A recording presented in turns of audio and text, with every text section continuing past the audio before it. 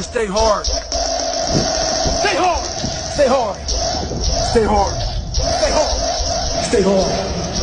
Fuck them. Stay hard.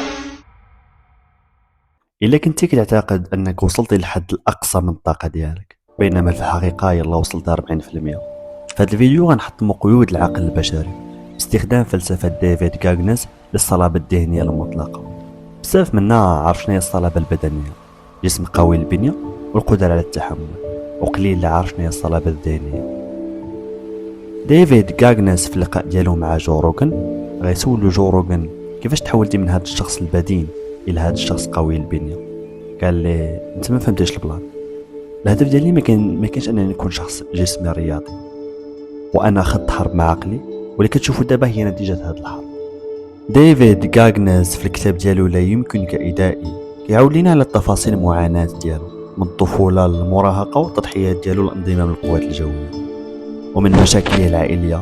الاب ديالو اللي كان قاسي معاهم بزاف وفي الاخر خلاهم هو الام ديالو والاخ ديالو، الانخفاض في درجات الدراسة ديالو والتدريبات ديالو للدخول للقوات الجوية.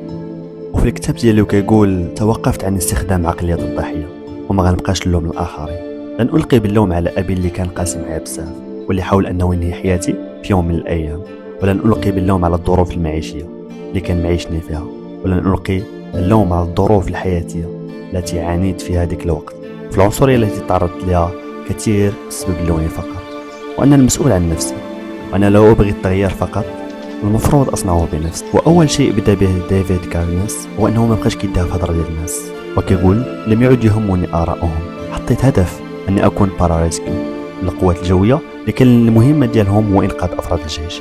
يقول حطيت هذا الهدف وتركيزي عليه كل يوم وقطع كل المشتتات، صارت وقتي كلها تمارين ودراسة إلى اجتياز الاختبار بنجاح وأدخل القوات الجوية كباراريسكيو مان. ويقول فقبلت في الجيش ودخلت الدورة اللي كتستمر إلى 10 أسابيع وفي تمارين شديدة، وكان من التمارين الصعبة بالنسبة ليه هي الواتر كونفيدنت، الثقة في الماء. يقول أنا عندي خوف شديد من المياه، لكن تحملت وواجهت كل اختبارات الواتر كونفيدنت. اللي عجبني في ديفيد هو عمره ما تلقى أنه فوبيا المياه، مع أن ما يعنيه هو فوبيا المياه حقا. يقول كان وزني وقتها 99 كيلو، ولأني ضعيف شخصية رميت نفسي في النادي، تمارين رفع أثقال، أكل وتمارين رفع أثقال، حتى وصل وزني 131 كيلو. يقول لي خلاني ندير هكا هو أنني ضعيف شخصية، وكنت أخبي هذه الشخصية الضعيفة داخل هذا البدن الكبير، ولأني ضعيف خليت شكلي قوي، ولأني جبان خليت مظهري مهيب. الصلابة البدنية شيء مهم بزاف، ولكن الأعظم هو الصلابة الذهنية. الحياة صعيبة وكتحتاج ذهن صلب، وكيف ما قال جوردن بيترسون في أحد اللقاءات ديالو It's not okay to be a man, it's necessary.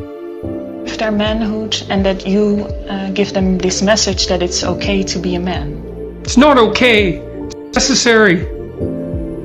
What the hell are we going to do without men? You look around the city here, you see all these buildings go. وغنساليو الفيديو ديالنا كيف ما كيسالي ديفيد غاغنس كاع اللقاءات ديالو. Stay hard.